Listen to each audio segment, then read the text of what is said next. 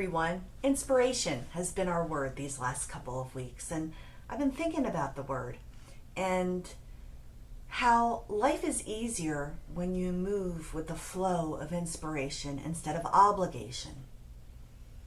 Obligation, even just the sound of the word, doesn't it feel hard and heavy and grueling and banging your head against the wall?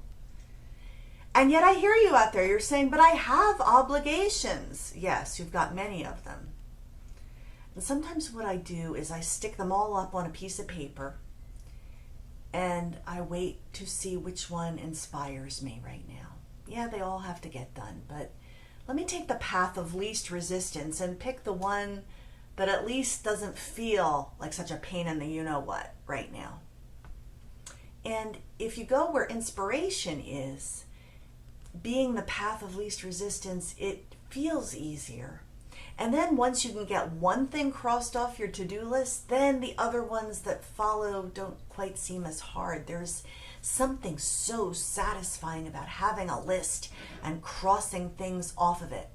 In fact, sometimes I add things to my list that are easy to cross off just because of the pleasure I get in crossing them off. So when you have a host of obligations, choose the one that feels the best at the moment. The other thing is, if nothing is working, distract yourself until inspiration comes.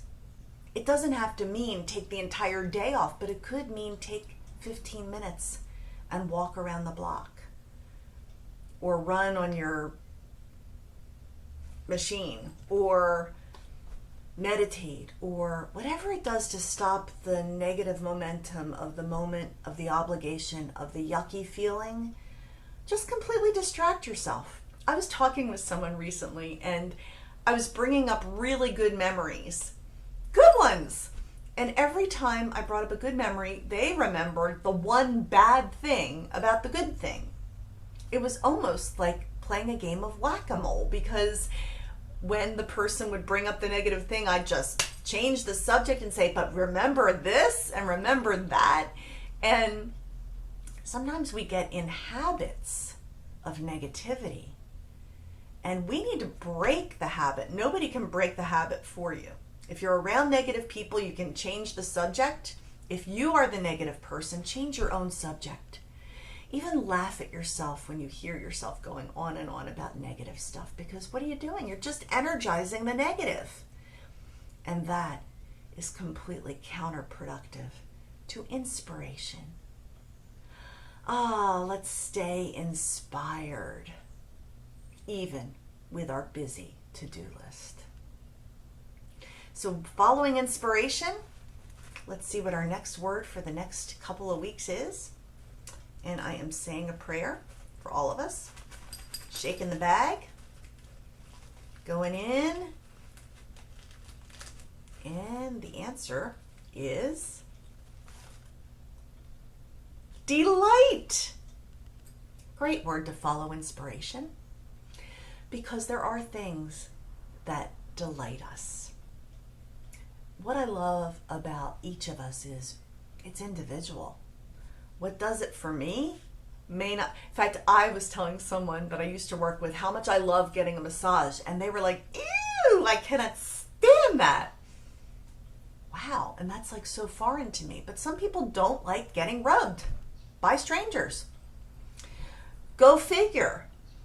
And of course, my other friend was going hiking. And to me, I'd rather go to the dentist than hike. Delight is an individual thing, and it brings a smile to your face and lightens your heart. So what are those things that delight you? I would love to hear about them in the comments, and also seek out ways to delight yourself. I wrote a whole chapter on reward in my book, which just happens to be here. The Public Servant Survival Guide, which is really a survival guide for any busy person. And there's a whole chapter on reward. And it follows the Parks and Recreation theme, that show. I don't know if you watch the show Parks and Recreation, but they encourage you one day a year and I encourage more than that, to treat yourself. So treat yourself. Treating yourself, doing things that delight you, it comes from a place of love, of self-love, that says, I'm worth it. You're worth it. If you're feeling a little bit in the doldrums, maybe you just need to treat yourself with something that delights you. See? You have permission now. Go for it. And I'll talk to you soon.